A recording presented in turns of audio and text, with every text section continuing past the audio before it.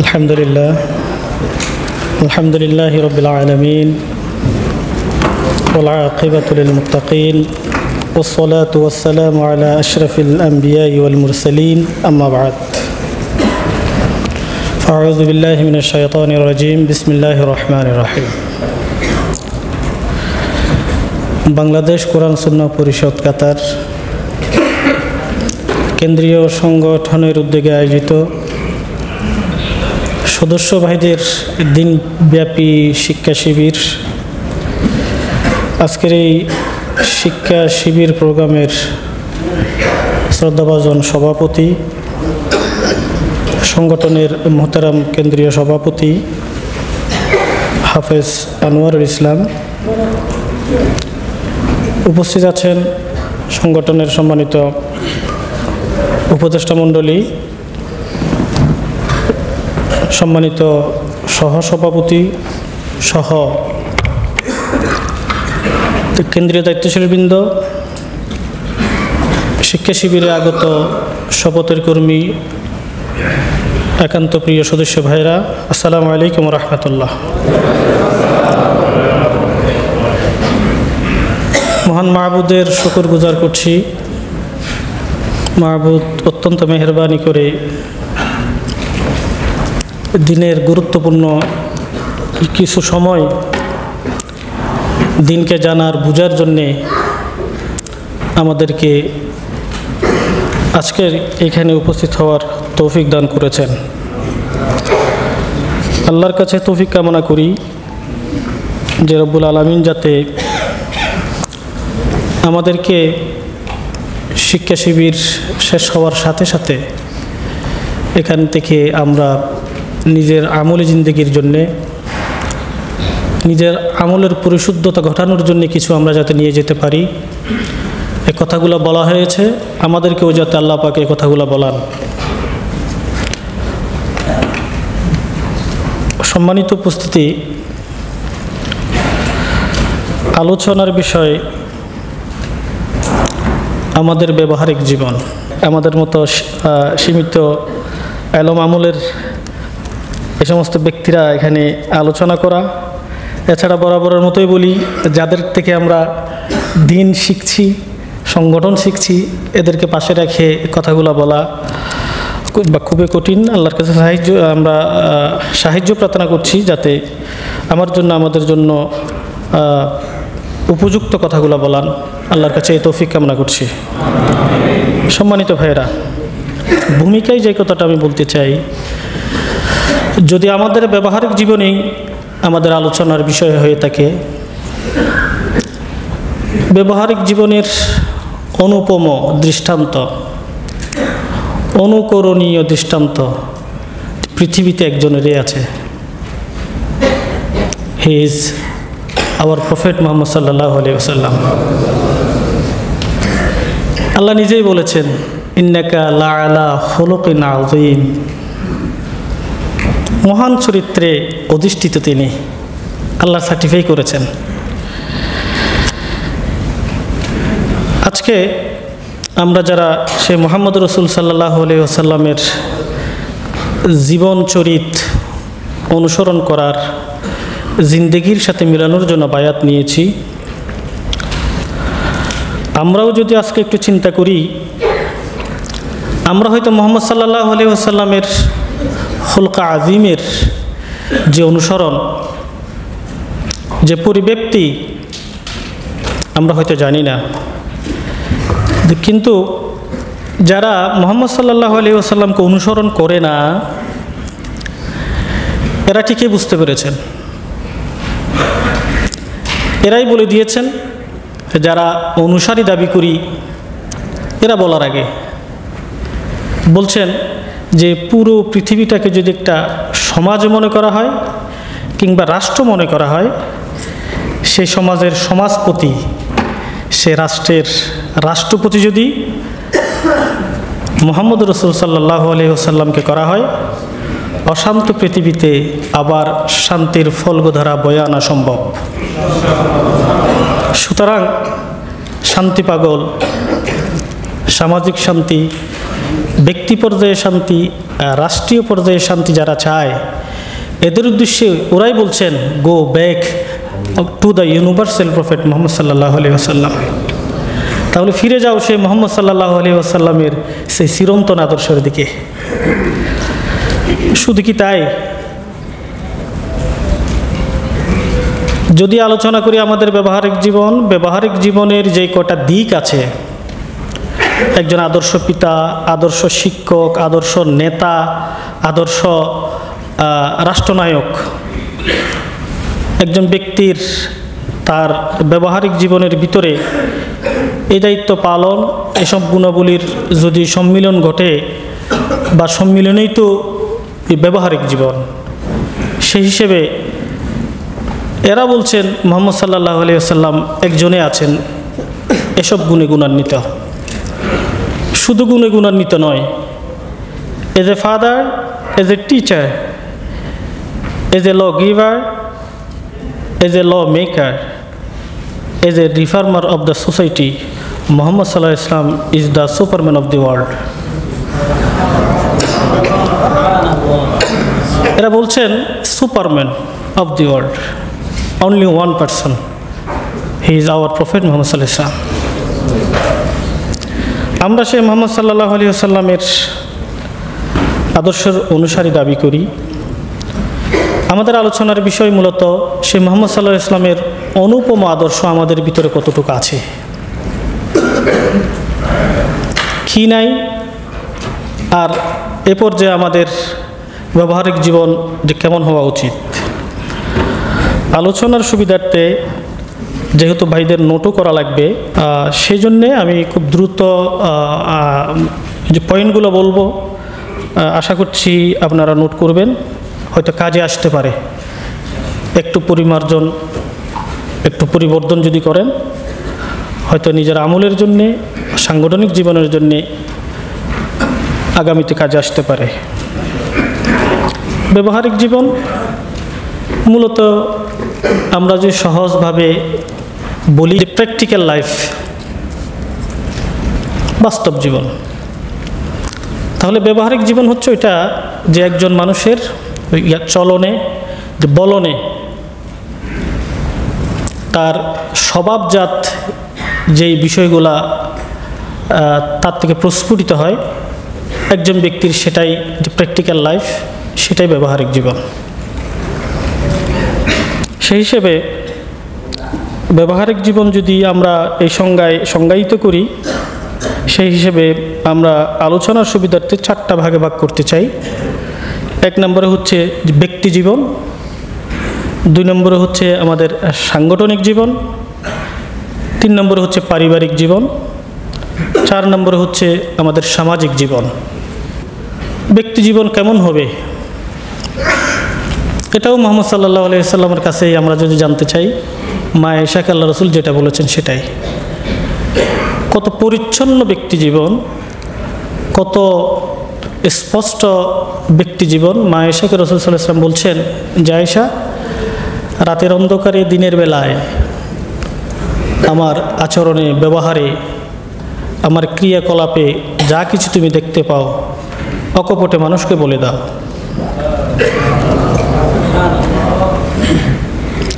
পরিচ্ছন্ন জীবন। এখন একটু যদি নেতা হিসেবে মুহাম্মদ সাল্লাল্লাহু আলাইহি ওয়াসাল্লামকে মানি, তার চরিত্র যদি এমন হয়, আজকের দিনের আমাদের ছাপিয়ে থাকে যেসব নেতা আছে, ওদের জীবনে যদি ওদেরকে বলা হয়, বাড়িতে বলতে হবে না স্ত্রীকে, সহপাঠীদেরকে যদি বলা হয় আমার থেকে যা কিছু দেখো আমার সমাজে, আমার অনুসারীদেরকে একটু বলে দাও, সে নেতা কি বাড়ি দিতে পারবে? মুহাম্মদ সাল্লাল্লাহু আলাইহি ওয়াসাল্লামের চরিত্র ছিল সম্পূর্ণ বিপরীত, আবহমান পৃথিবীর সম্পূর্ণ বিপরীত গতিতে, সম্পূর্ণ বিপরীত মেরিত অবস্থান। এই জন্য ঐতিহাসিকরা বলছেন মুহাম্মদ সাল্লাল্লাহু আলাইহি ওয়াসাল্লাম দ্বীনের দাওয়াত দেয়া, এটা 16 কলা পূর্ণ হয়েছে। নবুয়তের পূর্বযুগের তার যে ব্যবহারিক জীবন ছিল, তার ব্যবহারিক জীবনের প্রভাব। আমরা যারা এই রাসূল সাল্লাল্লাহু আলাইহি ওয়াসাল্লামের আদর্শের অনুসারী দাবি করি, আমাদের জীবন হতে হবে অত্যন্ত পরিচ্ছন্ন, স্পষ্ট।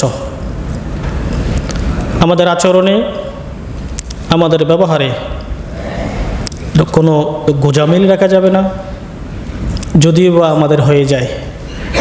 আমরা দেখেছি ব্যক্তি জীবনে আমরা অনেক কাজ করে থাকি, এমন এমন কিছু কাজ হয়ে যায় যে নিজে করি, আরেকজন আসলে সেটা আড়াল করে রাখতে হয়, এটা আড়াল করে রাখতে হয়। আমরা মোবাইল দেখছি, একজন ভাই আসছে, আস্তে করে মোবাইলটা উল্টে রাখি। আমরা কথা বলছি, কার সাথে কথা বলছি বোঝার আগে আমাদের ভিতরে অনেকে আমরা লাইনটা কেটে দেই। এটা কি পরিচ্ছন্ন জীবন? সম্পূর্ণ বিপরীত।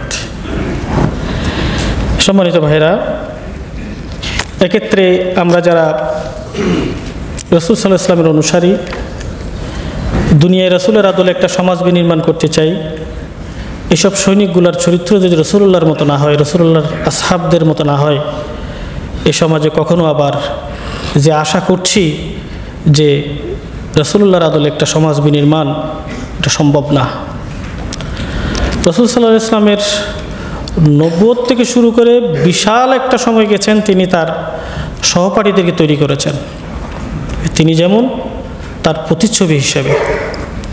আজকের কোরআন সুন্নাহ পরিষদ কিংবা আমাদের এই আন্দোলন, আমরা যারা বায়াত নিয়েছি, আমাদেরকে এরকম পরিচ্ছন্ন জীবন তৈরি করার জন্যে এই তালিম, এই তারবিয়ত, এই মাহফিলের আয়োজন করে থাকে। এমনকি রাসূল সাল্লাল্লাহু আলাইহি ওয়াসাল্লামের ব্যবহারিক যে পরিচ্ছন্নতা, এ ব্যাপারে যদি একটু বলি যে এক ব্যক্তি রাসূল সাল্লাল্লাহু আলাইহি ওয়াসাল্লামের সামনে গেছেন, তিনি চুল রেখেছেন। রাসূল সাল্লাল্লাহু আলাইহি ওয়াসাল্লাম তখন ওই ব্যক্তিকে বলছেন, তুমি কি জানো চুলের হক কি? তখন লোকটি বললেন, ইয়া রাসূলুল্লাহ, না, আমি জানি না। রাসূল সাল্লাল্লাহু আলাইহি ওয়াসাল্লাম বললেন, ঘুম থেকে ওঠার পর ঘুমাবার পূর্বে মাথা অন্তত 2 বার আছড়াবে।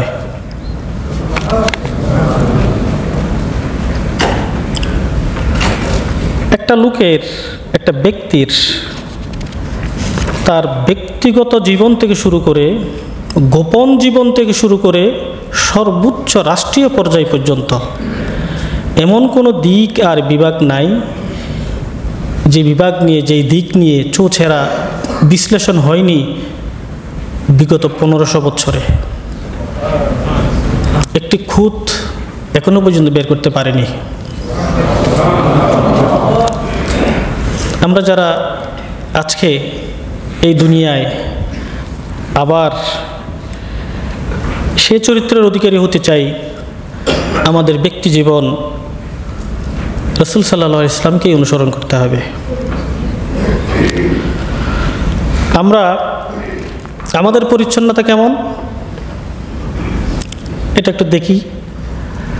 আসলে পরিচ্ছন্নতা এমন আমরা দেখি আমাদের বাইরে, আমরা যারা সিদ্ধান্ত নিয়েছি, বায়াত নিয়েছি, শপথ গ্রহণ করেছি, আমাদের ব্যবহারিক জীবনটা, ধরুন চুল কাটা রাসূল সাল্লাল্লাহু আলাইহি ওয়াসাল্লামের, এমন ভাই সব আছেন যারা রাসূলুল্লাহর দাওয়াতের সেই সিস্টেম অনুসরণ করি, সেই সিস্টেমের কথা বলি, রাসূল সাল্লাল্লাহু আলাইহি ওয়াসাল্লামের সেই সুরত আমাদের ভিতরে নাই। এমন এমন আমরা আছি যে সপ্তাহে, মাসে একবার মাথায় চিরুনি উঠেছে কিনা সন্দেহ আছে। শুধু কি তাই, রাসূল সাল্লাল্লাহু আলাইহি ওয়াসাল্লাম মাথায় চুল তেল দিতেন, এই পরিমাণ তেল দিতেন, তিনি টুপি দেওয়ার আগে মাথার উপর আলাদা একটা রুমাল দিতেন। আমরা কি বলতে পারবো ইল্লা মাশাআল্লাহ বছরেও কি একবার নিজের মাথায় তেল দেই? আমি ক্ষুদ্র নমুনা বলছি রাসূল সাল্লাল্লাহু আলাইহি ওয়াসাল্লামের ব্যবহারিক জীবনের, আমাদের সাথে মিলাচ্ছি আমরা। বিপরীতে এমন চুল কাটারও সময় নাই, চুলের আগাগুলা এমন লালচে হয়ে গেছে, মনে হয় যেন মরুভূমির সেই 51 ডিগ্রির গরম আমার মাথার উপর দিয়ে গেছে। ব্যবহারিক জীবন এটাই। যারা দাওয়াত দিই এদের সিরতে, এদের সুরতে যদি রাসূলুল্লাহর আদর্শ অনুপস্থিত থাকে, সে দাওয়াত কি ফলপ্রসূ হবে? আর যাদের ভিতরে রাসূলুল্লাহর সুরতি শূন্যগুলো নাই, সিরতি শূন্যগুলো তো অনেক দূরে, এদের দিয়ে কি সমাজ পরিবর্তন করা সম্ভব হবে? সমাজ পরিবর্তনের আগে সিদ্ধান্ত নিতে হবে নিজেকে পরিবর্তন করার। সমাজের রোগ, অশান্তি, অসুবিধা, দুর্বলতা বুঝার আগে নিজের দুর্বলতা, রোগ নিজেকে বুঝতে হবে। এই জন্যে বলছে মান আরাফা নাফসাহু ফাকাদ আরাফা রাব্বাহু, যে নিজেকে চিনতে পেরেছে সে প্রকারান্তরে তার রবকে চিনতে পেরেছে। আমি একটু আমার ভিতরে সেই সূরাত রাসূলুল্লাহর বিষয়গুলো আছে কিনা একটু পর্যালোচনা করে দেখি। শুধু কি তাই, রাসূল সাল্লাল্লাহু আলাইহি ওয়াসাল্লাম এর জিন্দেগিতে জামা কাপড় যা পরেছেন হতে ছেঁড়া ছিল, অপরিচ্ছন্ন ছিল? রাসূল সাল্লাল্লাহু আলাইহি ওয়াসাল্লাম মাঠে ময়দানে কাজ করেছেন, করতেন, আমরাও করি কিনা? রাসূল সাল্লাল্লাহু আলাইহি ওয়াসাল্লাম ময়দানে দাওয়াতি কাজ করেছেন, নিজের প্রয়োজনে খাটুনি কেটেছেন। এরপরে কি আমরা ওনার জিন্দেগিতে, ওনার সিরতে যা পড়েছি, যা শুনেছি, অপরিচ্ছন্নতার কোনো দিক আজ পর্যন্ত মিলেছে? অথচ আমরা এত তাড়াহুড়া আমাদের যে দাওয়াতে গ্রুপ বেরোতে হবে, কিংবা সাধারণ সভা আছে অথবা সদস্য বৈঠক আছে, এত তাড়াহুড়া যে 5 মিনিট আগে এসে সারা দিন যে আমি গরমের মধ্যে কাজ করেছি, ঘরমাক্ত আমি ছিলাম, একটু ফ্রেশ হয়ে সুগন্ধি দিয়ে বৈঠকে যাওয়ার সুযোগটা হয় না। আমাদের অবস্থাটা এমন যে আমার পাশে যে আরও 2 জন ভাই দাওয়াতি গ্রুপে বের হয়েছেন, উনিও আমার পাশে দাঁড়াতে পারে না। আমি কি রাসূল সাল্লাল্লাহু আলাইহি ওয়াসাল্লামের সেই পরিচ্ছন্নতার সূরত আমি কি ধারণ করতে পেরেছি? সম্মানিত ভাইরা, এরপরে যে বিষয়টা আমি বলতে চাই, আমি পরিচ্ছন্নতার কথা বলছি। আমাদের দ্বিতীয় যে পয়েন্টটা বলতে চাই, শৃঙ্খলা, পরিপাটি, গোছানো, সাজানো। যার আছে তার জীবনটাই তো শৃঙ্খলাপূর্ণ, সৌন্দর্যপূর্ণ। যদি একটা দিক যদি চিন্তা করি, আমার খাওয়াটা কেমন। একজন ভাই আমাকে পরামর্শ দিচ্ছিলেন একটু আগেই যে আমাদের এই সমস্ত বিষয়গুলো আসা উচিত। আমরা যারা রাসূলুল্লাহর আদলে জীবন গড়তে চাই, সমাজ গড়তে চাই, রাসূলুল্লাহ সাল্লাল্লাহু আলাইহি ওয়াসাল্লামের খাবারটা কেমন, তিনি খাওয়ার পরে কী করতেন, যেখানে বসে তিনি খেতেন সেই থালা বা প্লেটের শেষ পর্যায়ে তিনি কী করতেন, আমরা দেখি সম্পূর্ণ বিপরীত। আমাদের প্লেটে খাওয়ার পরে যা খেয়েছি তার অর্ধেক অংশ আমরা রেখে দিই। অথচ রাসূল সাল্লাল্লাহু আলাইহি ওয়াসাল্লামের সাহাবীগণ রাসূল সাল্লাল্লাহু আলাইহি ওয়াসাল্লামকে এত চমৎকারভাবে অনুসরণ করেছেন। এক সাহাবী রাসূল সাল্লাল্লাহু আলাইহি ওয়াসাল্লামের কাছে গেছেন, ইয়া রাসূলুল্লাহ, হিসেব নিকেশ আর ভালো লাগে না, সম্পদ বাড়তে বাড়তে ভালো লাগে না, আমার জন্য একটু দোয়া করুন, আমার সম্পদ যাতে একটু কমে যায়। রাসূল সাল্লাল্লাহু আলাইহি ওয়াসাল্লাম বলছেন যে ঠিক আছে, তোমার সম্পদ কমে যাবে, তুমি ওটের উপরে বসে কিংবা ঘোড়ার উপরে বসে আহার করিও। এরপরে দিন গেল, মাস গেল, রাসূলুল্লাহর কাছে আবার গেলেন, ইয়া রাসূলুল্লাহ, কই আপনি বলছেন সম্পদ কমবে, কই বাড়তেই তো আছে। বলে যে আমি যা বলেছি সেভাবে কি আমল করছো? ইয়া রাসূলুল্লাহ, দিব্যি আমল করছি আমি। বলতো কীভাবে খাও? ওটের উপরে খেতাম। এরপর বলতো খাওয়ার সময় যে কয়টা পড়ে যেত ওট থেকে নেমে সে বালি থেকে খুঁজে খেতাম আমি। আল্লাহ রসুল বলছেন, আল্লাহর কসম তোমার সম্পদ কমবে না। ব্যবহারিক জীবন কেমন? আমাদেরটা কেমন? সম্মানিত ভাইরা, শুধুমাত্র ওই যে আমার এক উস্তাদ বলছিল, জিহাদ জিহাদ জিহাদ চাই, জিহাদ বললে আমি নেই। রসুলুল্লাহর আদর্শের অনুসারী আমি, সে কাফেলার সৈনিক আমি, কিন্তু রসুলুল্লাহর শিক্ষা সুন্নাহ আমার ভিতরে নাই। কেমন লাগে? সম্মানিত ভাইরা, ঘুমের কথা বলি, আমাদের ঘুমটা কেমন? এমন অবস্থা যারা যৌথভাবে থাকি, কোনো অবস্থায় আমরা না ঘুমালেও যদি স্বাভাবিক থাকে ঘুমাই নেই, লাইট দেওয়া যায় না। আমার পরিধানের কাপড় কোথায়? আমার জামা রাখার জায়গাটা কেমন?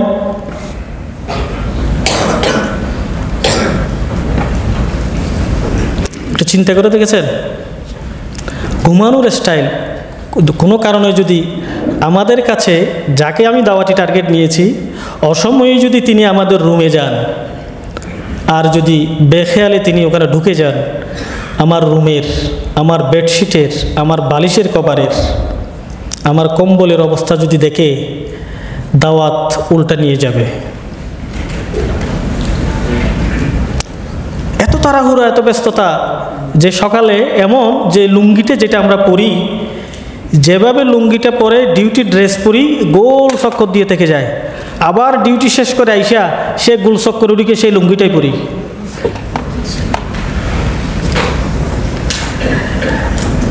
আমরাই দায়ী, আমরাই দাওয়াতিল আল্লাহর কাজ করি। এটাই আমাদের ব্যবহারিক জীবন। সম্মানিত ভাইরা, লেখাপড়ার কথা বললে অনেকে পড়ি,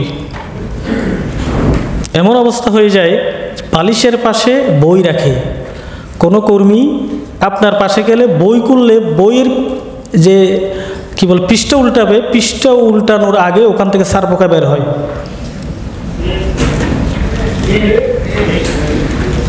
দাওয়াতি কাজে আমল হবে?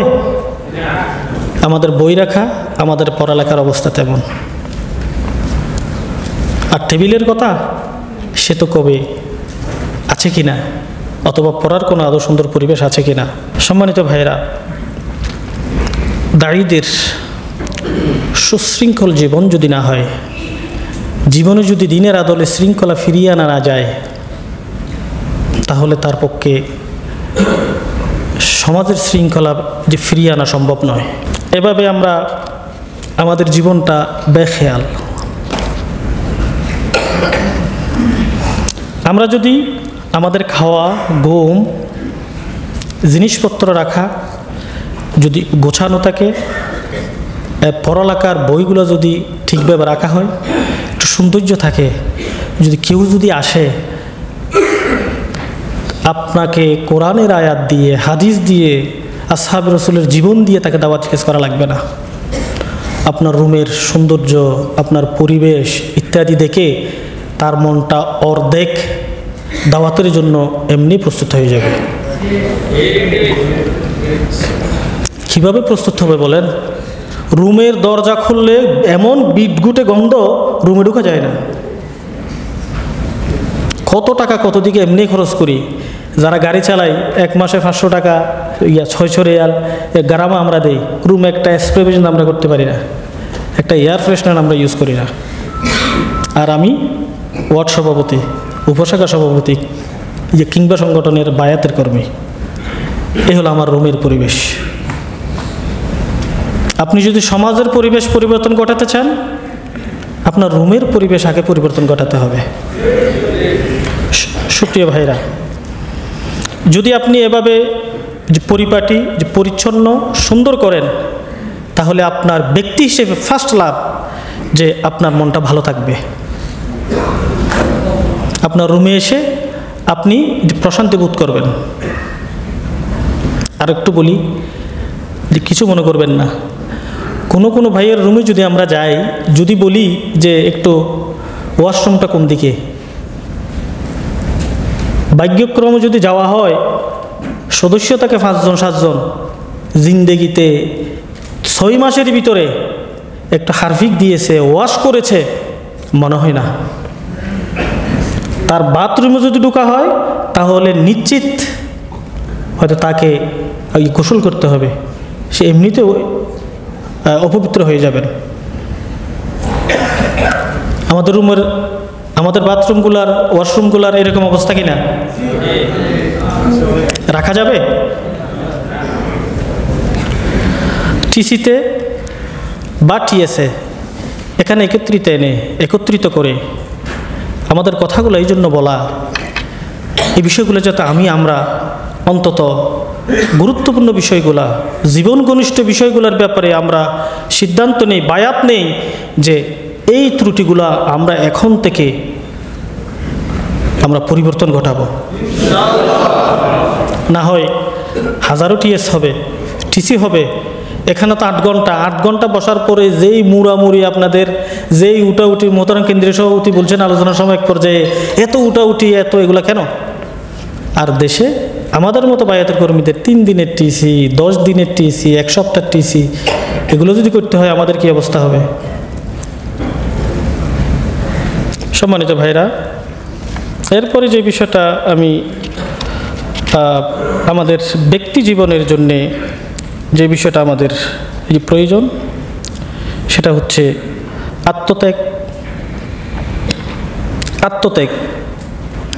আত্মত্যাগের কথা বললেই সবাই বলবেন, একটা নসিহা জীবনে মনে 1000 বার শুনেছেন আপনারা, সেই জেহাদের ময়দানের কথা। 1 থেকে 6ষ্ঠ ব্যক্তি পর্যন্ত পানি বলেছেন, প্রথম ব্যক্তি, দ্বিতীয় ব্যক্তি, সাহাবায়ে কেরামের এই আত্মত্যাগের কথাগুলো আমরা বলি।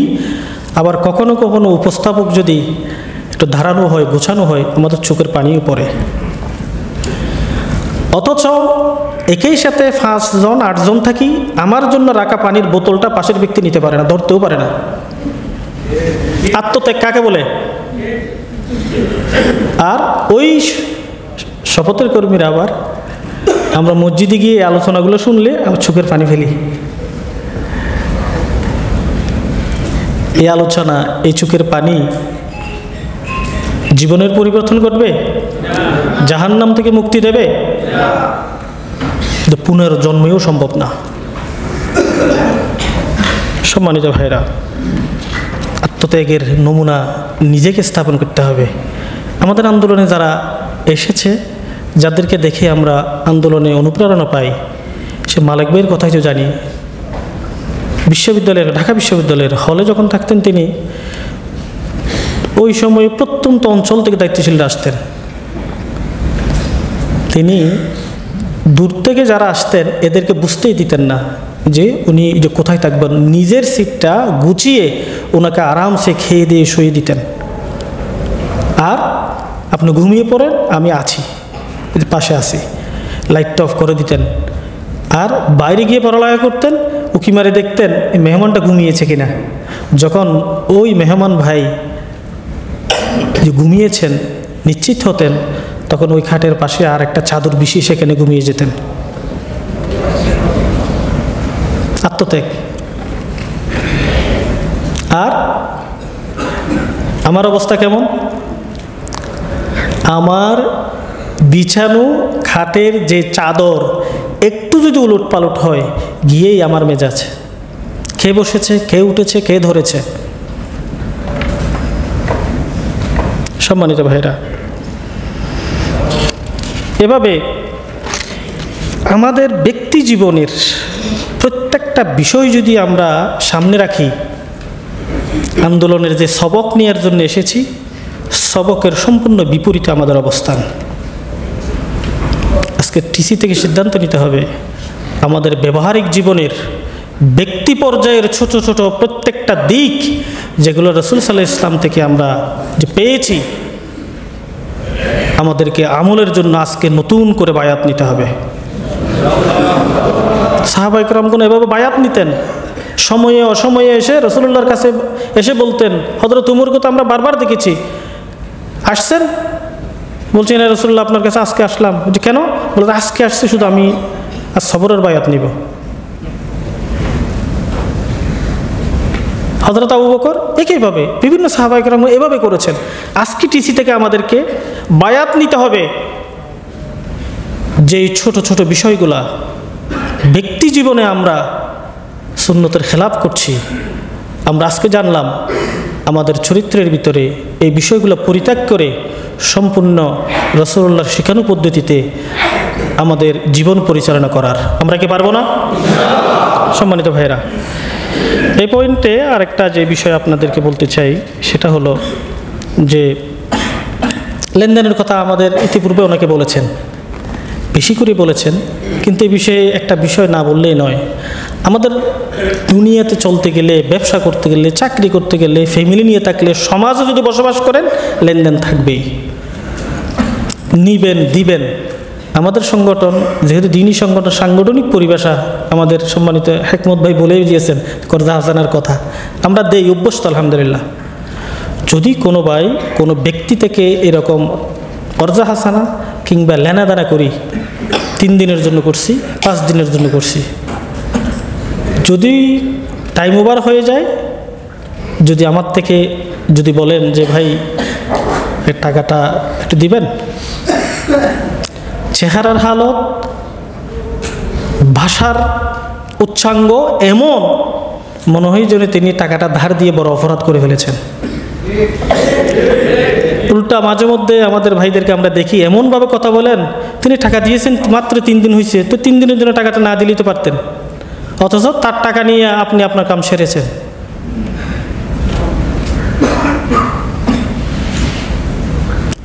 যদি লেনদেনের কথা আর একটু বলি, আমরা যারা কন্ট্রাক্টারি করি, হার হামেশা প্রায় ভাইদের এই কথাগুলো দায়িত্বশীল ভাইদের কাছে আসে, বিল পেয়েছেন 3 মাস পরে 80,000, স্টাফদের বেতন এসেছে অধীনে 70,000, 10,000 টাকা ব্যালেন্স থাকার কথা।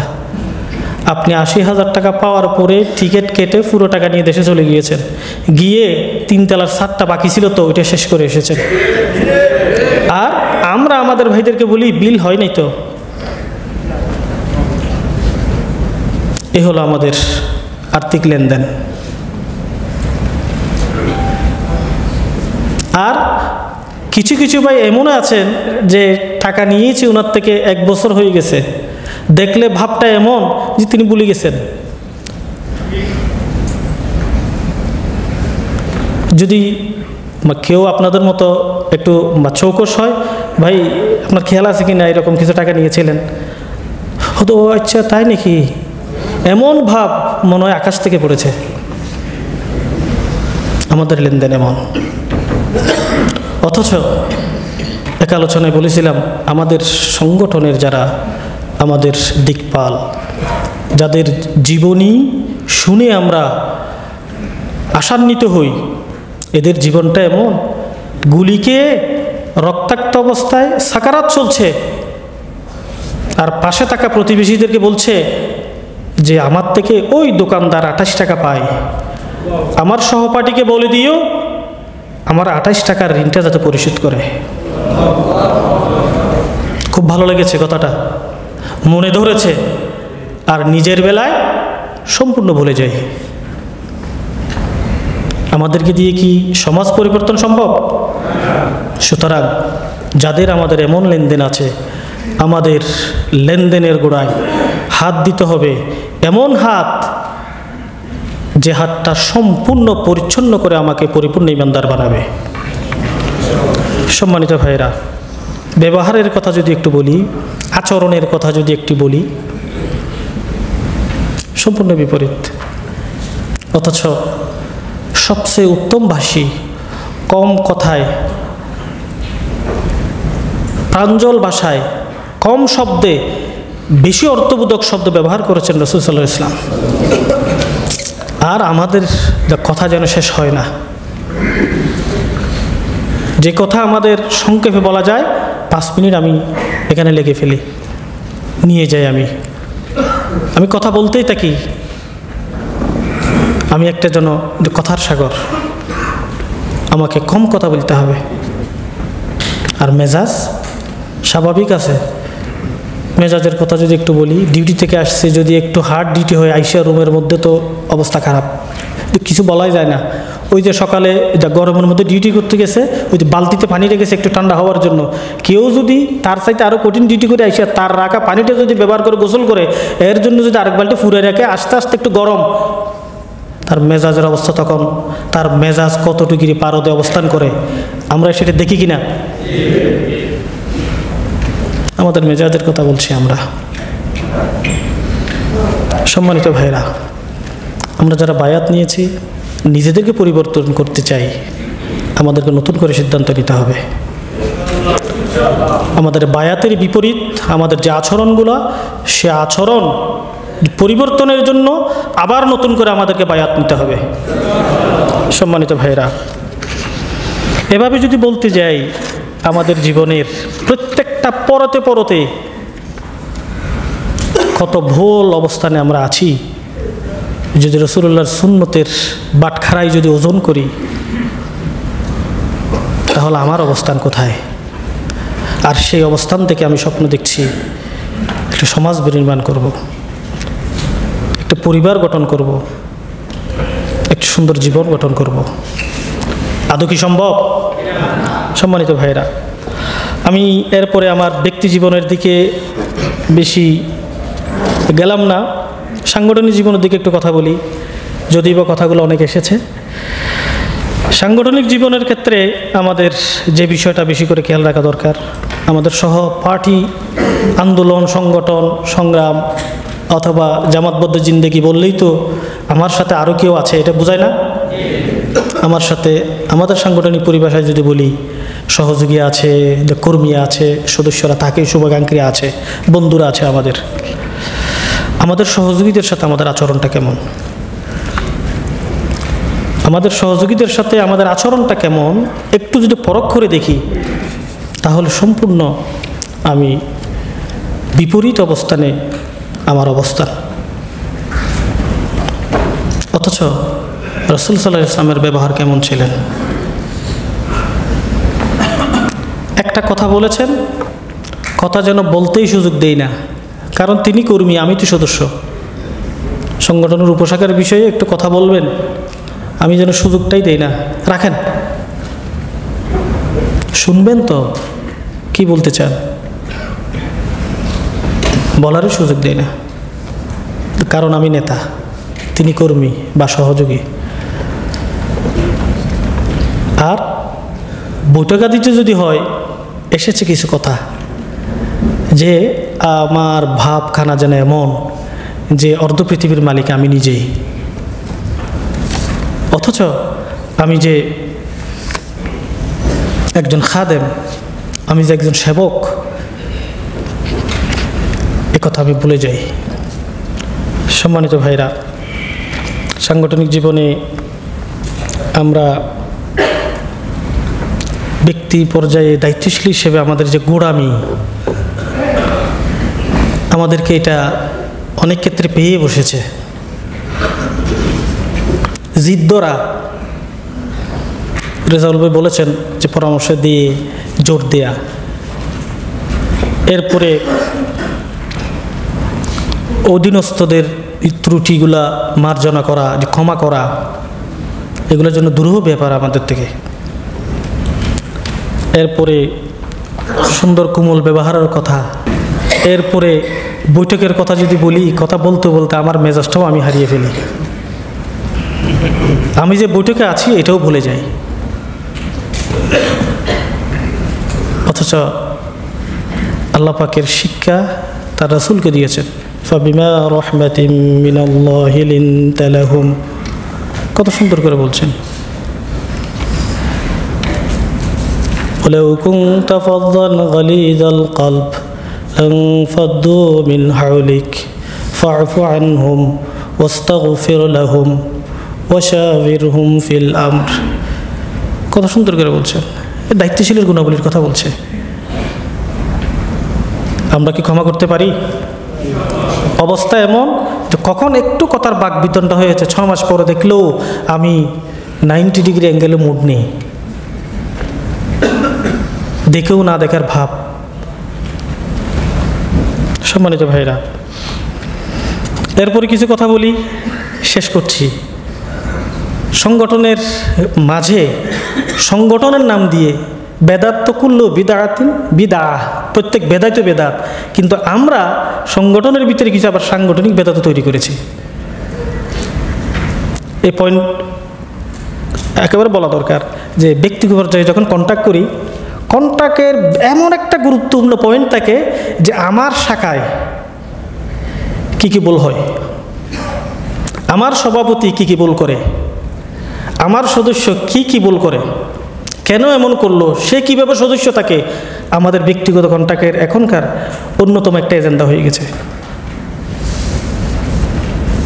এটা কি ঠিক নাকি গীবত করলাম? এরপরে একটু বেশি আমরা আমাদের রিপোর্টে লিখি না ওই সাংগঠনিক যোগাযোগ। সাংগঠনিক যোগাযোগ আমাদের সাক্ষাৎ হলো, অপরিকল্পিতভাবে সাক্ষাৎ হলো, কথাবার্তা বলি, সাক্ষাৎ হয়ে গেছে, দুইজনে নিবৃত্তি বা তিনজনে আলোচনা উঠেছে, সেখানেই আরেকজনকে নিয়ে আমরা সমালোচনা শুরু করি। ওই প্রোগ্রামে এই কাজটা যে করলো আমার উপশাখা সেক্রেটারি, আপনার থেকে জিজ্ঞেসেনি, শুরু হয়ে গেছে, সাংগঠনিক যোগাযোগ চলছে।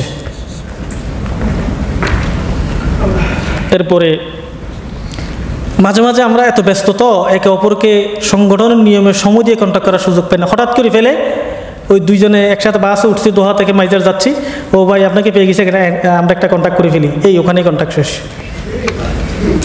সংগঠনের কোনো নিয়ম কানুনে এই কন্ট্যাক্ট পড়ে? এরকম কন্ট্যাক্ট আমরা কয়জনে করি? হাত উঠাবেন না জানি, 99% করি। হঠাৎ কন্ট্যাক্ট সংগঠনিকে এরকম কোনো কন্ট্যাক্ট আছে? সম্মানিত ভাইরা, এরপর আরেকটা কি মারাত্মক দেখেন, যে কন্ট্যাক্ট যে শুরু হইল, সেশন শেষ, আপনার কন্ট্যাক্ট মুলতবি, কন্ট্যাক্ট শেষ হয় না। আমার মনে হয় আমাদের অবস্থা এমন, হয়তো আজরাইল আসলে আজরাইলকে বলবো অমুকের সাথে কন্ট্যাক্টটা একটু বাকি আছে, সময় দেন। আমার কন্ট্যাক্ট হবে নির্দিষ্ট পয়েন্টে, আমি 3টা পয়েন্টে কথা বলবো, এই 3টা পয়েন্ট আমাকে পরিশুদ্ধ হইতে হবে, আমাকে আত্মপর্যালোচনা করে আমাদেরকে সিদ্ধান্ত বসতে হবে। এখন কন্ট্যাক্ট এমন মুলতবির পর মুলতবি, মুলতবির পর মুলতবি, সেশন শেষ, আমার কন্ট্যাক্ট শেষ হয়নি, এরকম কি হয়? সম্মানিত ভাইরা, এরপরে মহাসভার নামে বাহাস, এই পয়েন্টটা একটু বলা দরকার। মহাসভা আমরা দেখেছি ছাত্র সংগঠনে দীর্ঘ সাথী বৈঠক হয়েছে, লাস্টের এজেন্ডা মহাসভা, এরপরে সভাপতি আমাদের উদ্দেশ্যে নসিহা করেন। মহাসভার এজেন্ডা যখন আসে, নিজেদের অ্যাটিটিউড, বসার ধরন সম্পূর্ণ পাল্টে যায়। সভাপতি ওই টাইমে বলেন, আমাদের এ পর্যায়ে রয়েছে মহাসভা, মহাসভা সংগঠনের গুরুত্বপূর্ণ একটা এজেন্ডা।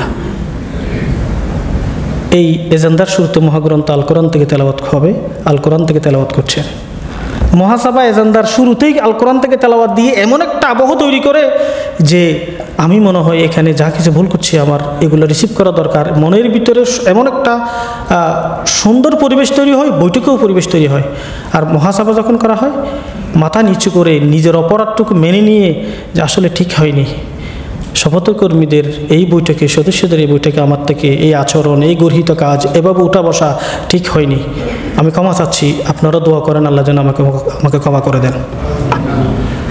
এটাই সংগঠন। আর আমরা বলি আপনি দেখেন নাই, আমি উপশাখা সেক্রেটারি, এগুলো সব লিখতে হয়, অমুক স্টেজে কল রিসিভ করতে হয়, দেখার পর আপনি এটা কি মহাসভার পর্যায়ে পড়েনি? বাহাস শুরু হয়েছে মহাসভায়। কোথায় সংগঠনের মেজাজ, কী জন্য মহাসভা, আর আমরা কোন পর্যায়ে নিয়ে গেলাম? মহাসভায় পাল্টা জবাবের কোনো সুযোগ নেই। বলেও যদি হয়, আপনি সর্বোচ্চ একটু বলতে পারেন যে হয়তো আপনি খেয়াল করেননি, যদি হয়ে থাকে হয়তো আমি নিজেকে পরিশুদ্ধ করে নেব, আপনি একটু ভেবে দেখতে পারেন। এমন বলেন যে মহাসভার পর্যায়ে পড়ে না, তিনি মহাসভা করছেন, উল্টো রাগ করে দিলেন। সম্মানিত ভাইরা, পরিশেষে সমাজ জীবনের একটা পয়েন্ট বলি, যেটা শুধু পারিবারিক জীবনে, আমাদের এমনি এখানে সাংগঠনিক জীবনে এসে সবাইকে দেখতেছি আলহামদুলিল্লাহ, নামাজি, কালামি, আচার ব্যবহার একেবারে জীবিত এক ফেরেশতা। আমরা কাজকর্ম সাইরে যখন বাসায় যাই, বাসায় যাওয়ার পরে আমার সম্পূর্ণ মুডটাই চেঞ্জ। বাসায় ঢুকতে ঢুকতে আমার মেজাজ সম্পূর্ণ উপরে। স্ত্রীর সাথে ব্যবহার, সারাদিন বাসায় ছিলাম না, এটা এমন কোনো, এটা এমন কোনো, সম্পূর্ণ যা শিখেছি বাসায় যাইতে যাইতে আমার পুরো মোশনটা চেঞ্জ হয়ে যায়। আর পিতা হিসেবে আমি এমন যে আমার সন্তানরা আমাকে দেখলে মনে হয় যেন বাঘের মুখ থেকে বাঁচতে পারে। সারাক্ষণ তটস্থ থাকে, আপনার সামনে আসতে চায় না আপনার ছেলেরা। অথচ সংগঠন কি শিক্ষা দিল, এই পরিবেশে কেমন ছিলাম, আর সেই নিজের বাসায় ঢুকে আমার সম্পূর্ণ চিন্তা চেতনা অ্যাটিটিউড বিহেভিয়ার সম্পূর্ণ উল্টা। সম্মানিত ভাইরা, ব্যবহারিক জীবনের সামাজিক জীবন, যে পারিবারিক জীবনের কথাগুলো বললাম, সামাজিক জীবনের কথা আজকে আমরা হয়তো নাই বললাম। যদি আল্লাহ পাক আমাদেরকে সুযোগ দেয়, আমরা আমাদের সমাজকে তো পরিবর্তন করতে হবে। শুধু একটু চিন্তা করতে হবে, আজকাল যখন বাসা ভাড়া নেয় ওই জায়গা খুঁজে না। আমি দেখলাম কয়দিন আগে উনি অ্যাড দিয়েছেন, ভালো প্রতিবেশী কোথায় পাওয়া যায়, ভালো জায়গা না, কি লিখছে, নিষ্কণ্টক জায়গা খুঁজে না, ভালো প্রতিবেশী কোথায় পাওয়া যায়। আমরা যারা এই আন্দোলনের কর্মী, আমার প্রতিবেশীর কাছে আমি হব সবচেয়ে নিরাপদ আশ্রয়স্থল। সম্মানিত ভাইরা, আমাদেরকে যদি উত্তম ব্যবহারিক জীবনের মাধ্যমে নিজের জীবনকে আমাদের পরিবর্তন ঘটাতে হবে, আদর্শ মানুষ হিসেবে আমাদেরকে তৈরি করতে হবে। সাংগঠনিক জীবনে একজন আদর্শ দায়িত্বশীল হতে হবে, ব্যক্তি জীবনে একজন আদর্শ স্বামী, একজন আদর্শ পিতা হতে হবে আমাদেরকে। সমাজ জীবনে একজন আদর্শ প্রতিবেশী হিসেবে একজন প্রতিবেশীর স্বাক্ষর আমাদেরকে রাখতে হবে। আল্লাহ পাক রব্বুল আলামিন আমরা যে স্বপ্ন দেখছি রাসূলুল্লাহর আদলে একটা সমাজ বিনির্মাণ করতে চাই, আমরা যাতে রাসূলুল্লাহর সুন্নতের আলোকে, দেখানো পদ্ধতির আলোকে আমাদের ব্যক্তি জীবন, সাংগঠনিক জীবন, পারিবারিক জীবন, সমাজ জীবনের পরিবর্তন ঘটাতে পারি। আল্লাহ পাক আমাকে সহ আমাদের প্রত্যেককে আমাদের কথাগুলো আমল করার তৌফিক দান করুন। ওয়া আলাইনাল বালাগ। আসসালামু আলাইকুম ওয়া রাহমাতুল্লাহ। উমরের মতো করে শক্তি সাহস দিও, ঈমান আমল দিও আলীর মতন, বীরের মতো যেন প্রাণ চলে যায়, শরীরে জড়ানো থাকে শহীদি কাফন।